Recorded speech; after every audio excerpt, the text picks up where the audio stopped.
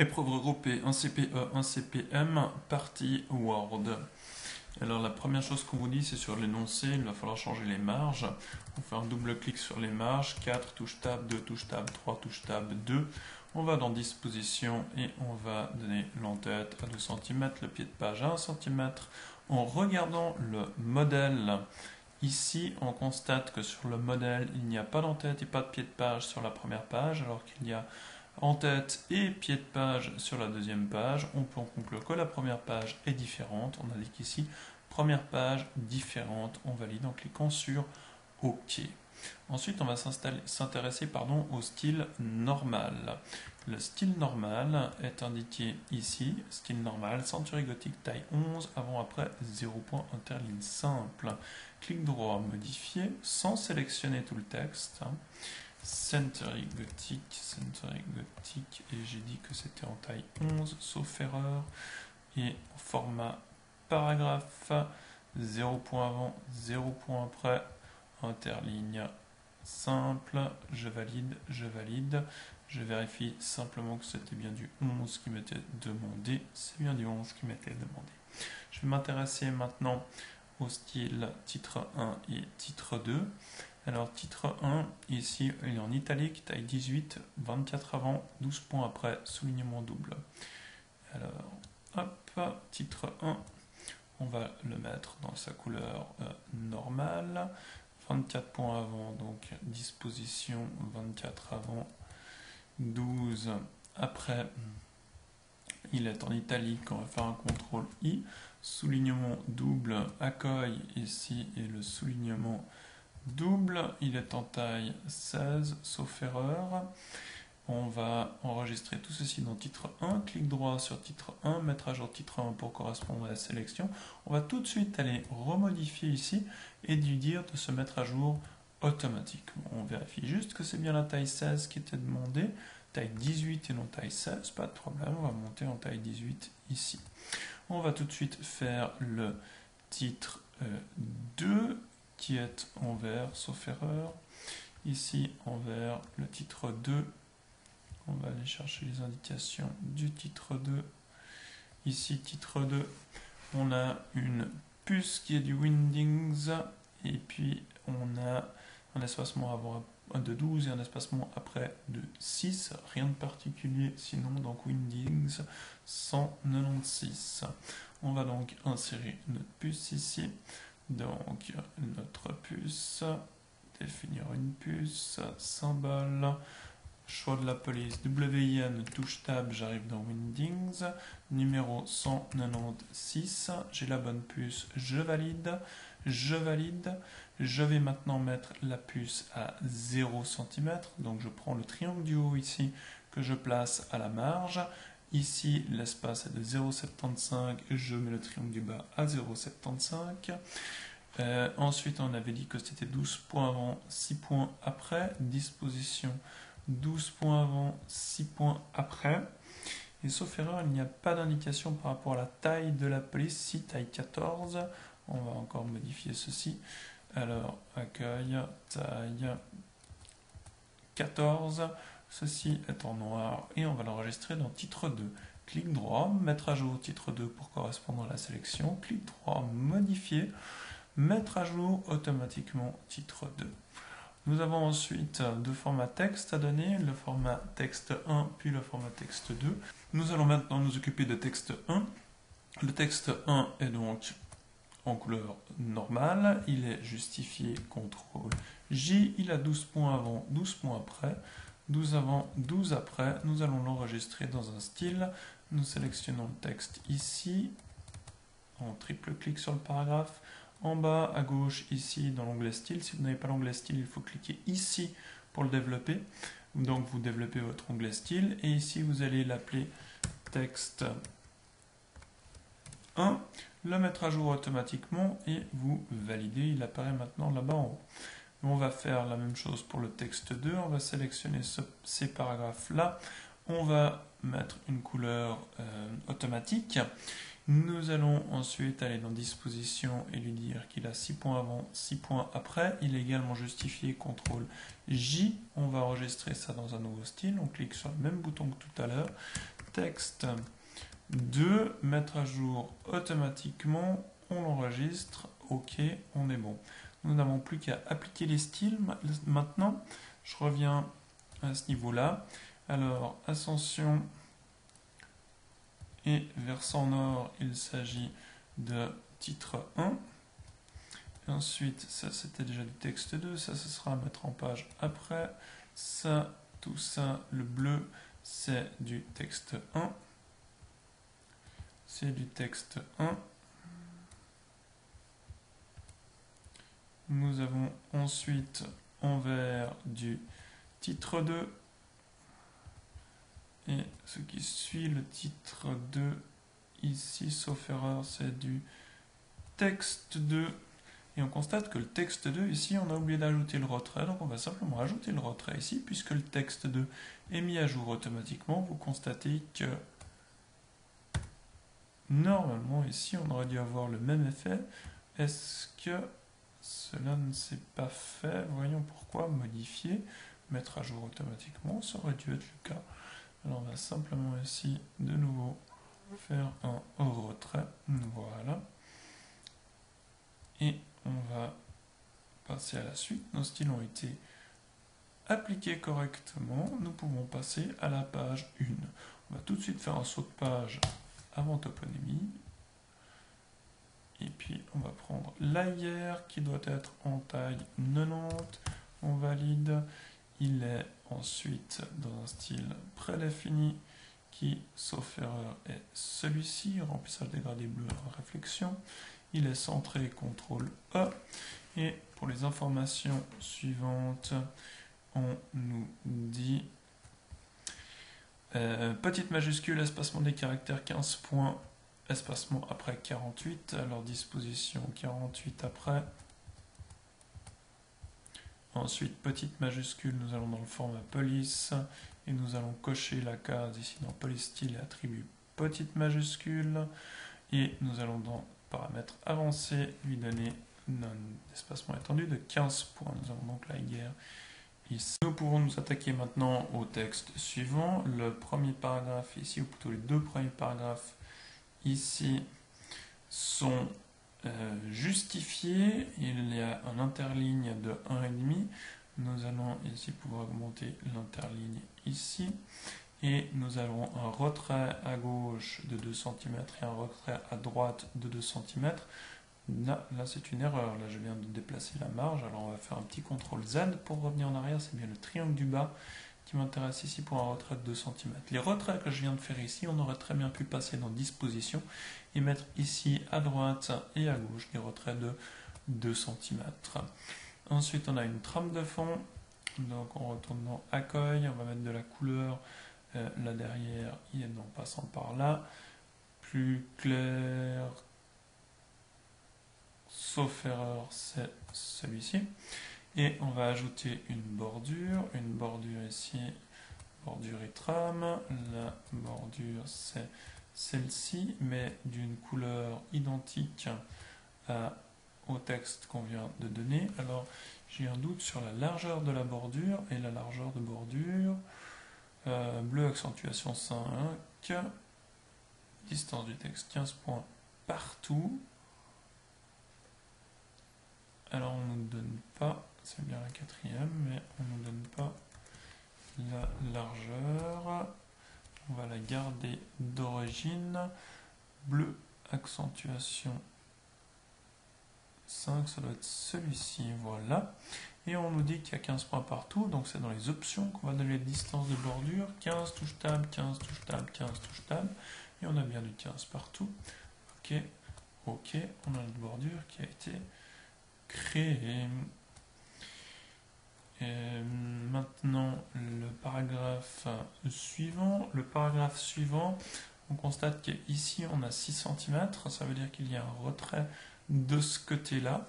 Et puis ici on a un interligne de 1,5, un espacement avant de 60 points. Alors on va pouvoir prendre ceci, et puis on va lui dire dans la disposition qu'il y a 60 points avant. On a de nouveau un interligne de 1,5, accueil, interligne 1.5, et puis pour avoir un espacement uniquement de 6 cm ou 6 cm et demi, un espacement de 6 cm. On va prendre le triangle qui est là et on va se placer à 6 cm. Le texte est également justifié. CTRL J pour justifier. Voilà qui est fait. Il nous reste à insérer l'image. Nous allons donc utiliser l'onglet Insertion et nous allons utiliser ici Image et nous allons chercher le bon dossier pour trouver cette image.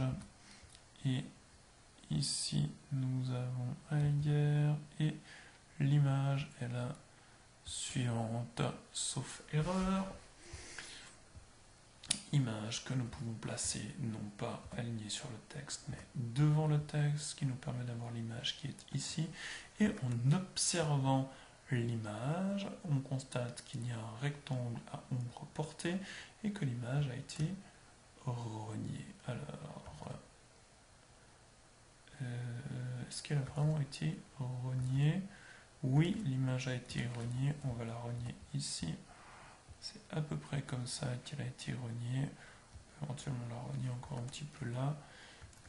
Sur le bas, elle n'a pas été reniée. On va prendre la disposition de l'image. On va chercher ici dans le format rectangle à ombre portée. Alors, il faut chercher un petit peu lequel c'est. Rectangle arrondi. Rectangle à ombre portée, c'est donc celle-ci. Est-ce qu'il me l'a bien sélectionné là? Oui, c'est ça. Hop là. Alors maintenant, la taille est un petit peu inférieure, me semble-t-il. Ce qui nous permet d'avoir l'image à peu près ici. Nous pouvons passer à la page suivante. Avec ici, dans le modèle.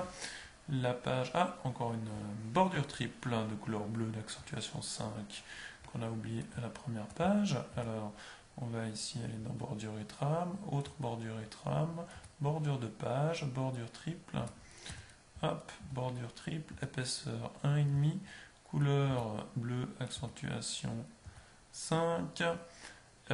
Ici, il va falloir préciser que ce n'est pas tout le document qu'on souhaite avoir la bordure, mais uniquement la première page. Alors c'est cette section, uniquement la première page, et on valide, et on a bien ici notre bordure. Donc nous arrivons maintenant à la deuxième page, et à la deuxième page, nous avons, alors les entêtés pieds de page, on en parle tout à l'heure, mais on a des deux points alignés ici, où les années sont en gras, et on doit faire ceci. Alors là, on n'a pas de données particulières, mais ce qu'il faut faire, c'est appuyer systématiquement sur la touche Tab avant et après les deux points, avant et après les deux points, avant et après les deux points, avant et après les deux points, avant et après les deux points. Une fois que ceci est fait, on va mettre en gras tous les sous-titres, double-clic systématiquement avec la touche CTRL maintenu. Alors pour l'allemand, là c'est une erreur. Hop, et on revient ici, CTRL G pour mettre en gras. On va maintenant sélectionner tout le texte et on va placer un taquet de tabulation pour aligner les deux points. Là je règle mes deux points, donc on va les mettre à peu près ici. Et maintenant, on va utiliser le triangle de bas pour gérer le texte. Hop, on met le triangle du bas et on a notre texte qui est géré. On se souvient que dans ces mises en forme, on rajoute ici un espacement de 6 points après. Alors, j'ai laissé l'espacement de 6 points après en sélectionnant tous les paragraphes pour la simple et bonne raison que là, on a un sous-titre, plutôt un titre 1, qui va avoir la priorité par rapport à l'espacement. C'est bien les 24 points qui vont avoir la priorité. Donc les 6 points ne vont pas être pris en considération ici. On aura bien 24 points entre Lachenal et versant sud. Alors, je reviens sur mon modèle. Versant nord, pas de surprise, c'est déjà fait. Ceci, c'est déjà fait. On va juste rajouter une numérotation ici pour les records de vitesse. Pour les records de vitesse, et au passage, on va ajuster encore le texte qui est là. Donc on va faire un CTRL Enter pour avoir un saut de page. Et on va ici encore préciser que là, ce n'est pas 0,75 qu'il fallait, mais 1. Et donc ici, c'est également 1 qu'il fallait avoir. Nous sommes parfaitement alignés maintenant et nous devons rajouter ici une numérotation, raison pour laquelle ce texte-là ne doit pas être en style titre 2, ou plutôt texte 2, sans quoi, si je mets une numérotation sur ces paragraphes-là, j'aurai également une numérotation sur ces paragraphes-là. Je vais donc revenir en texte normal, revenir avec une disposition ici de 12 points avant et de 6 points avant et de 6 points après. Et maintenant, je vais insérer mes numéros. Donc, dans accueil, je vais prendre une numérotation ici. Et le numéro sera, lui, placé à 1 cm. Triangle du haut à 1 cm. Triangle du bas 1 cm plus loin, soit à 2 cm. Et voilà qu'on se retrouve un problème d'espacement. On n'a plus l'espacement de 6 points. On peut aller vérifier ici. On constate que là, on a une case à cocher qui est apparue au moment où j'ai mis les numéros, qui dit ne pas ajouter d'espacement entre les paragraphes du même style. Or, nous voulons des espacements, il faut décocher cette case. Voilà ce qu'il en est pour les records de vitesse. Si je reviens à mon modèle, plus rien à faire sur cette page. Il me reste l'entête et pied de page. Je vais peut-être faire ceci d'abord. Donc, c'est l'aiguère. On a une trame de fond qui est jusqu'à 12 cm, puis on a un bandeau ici. Et toi, les bannières. Donc, on va commencer par l'aiguère en bleu, accentuation 5. L'aiguère que nous inscrivons ici et ceci en taille 22, on valide. Ensuite, on nous a dit qu'on avait un retrait de 12 cm pour la trame de fond. Alors, on peut déjà mettre la trame de fond peut-être pour illustrer un petit peu ceci. La trame de fond, mais la trame de fond, on voudrait qu'elle s'arrête à 12. Pour qu'elle s'arrête à 12, on va enlever ce taquet de tabulation, on va prendre le triangle et on va venir ici à 12. La guerre doit être centrée par rapport à cette trame de fond. CTRL-E, la guerre est maintenant centrée. Nous allons rajouter la vague ici. Donc nous allons dans insertion, nous allons dans forme et nous allons choisir notre vague qui est dans étoile et bannière. Nous prenons la vague, nous la plaçons de ce côté-là. Nous changeons la trame de fond, remplir ici avec le bleu demandé, et le contour, il n'y en a pas sans contour. Nous allons rajouter du texte à l'intérieur de cette vague, ajouter du texte, et à cet endroit-là, nous allons mettre le numéro de page. Pour mettre le numéro de page, nous allons dans l'onglet Création, c'est bien cet onglet ici, Création, donc outils en tête et pied de page, et nous allons laisser indiquer numéro de page. Dans Position actuelle, nous choisissons le numéro. Vous constatez qu'automatiquement le numéro apparaît en blanc. Par défaut, la forme a du texte contenu en blanc. Nous allons ici changer le texte, ou plutôt la couleur du texte, et imposer du noir. C'est plus une couleur automatique, mais bien du noir. Nous allons nous occuper du pied de page. On va donc basculer ici, atteindre le pied de page. Et dans le pied de page, c'était marqué un article de Wikipédia, et on va inscrire à droite la date automatique, touche tab, et toujours dans l'onglet création, on a ici date et heure, on choisit la façon dont on veut insérer la date, et surtout, on vérifie que ici on ait bien la case à cocher qui soit activée pour mettre la date, mettre à jour la date automatiquement. Une fois que ceci est fait, nous allons terminer pour notre texte. Il va falloir s'intéresser maintenant à la table des matières. La table des matières, on peut supprimer ce numéro-là. Donc on revient à un style normal en cliquant sur la gomme. Et on va aller dans références et table des matières. Alors ici, ce qui est proposé, c'est table des matières automatique 1 ou table des matières automatique 2. C'est pas tout à fait idéal. C'est-à-dire que c'est mieux d'utiliser les tables des matières personnalisées plutôt que celle-ci. Mais c'est ce qui vous est demandé, donc on va l'insérer. Et ici en dessous, on va de nouveau mettre une vague, donc il va de nouveau falloir aller dans Insertion, dans Forme, et nous allons de nouveau mettre la vague à un format un peu plus grand, ici. Voilà. Et cette vague qui devrait arriver directement à 16 cm, alors pour être le plus précis possible, on va ici donner une largeur de 16, hop, et comme ça on est exactement, en se mettant au centre, exactement entre les deux marges. Et on va remplir, en faisant un clic droit, cette bannière, cette fois avec une image. et on va aller rechercher à partir du fichier. On va choisir la deuxième image et c'est ici image 2 et nous avons donc bien maintenant cette image qui est insérée. Je remonte le texte pour vérifier que tout soit bien en ordre. On constate ici qu'on a oublié de faire un CTRL-J pour justifier.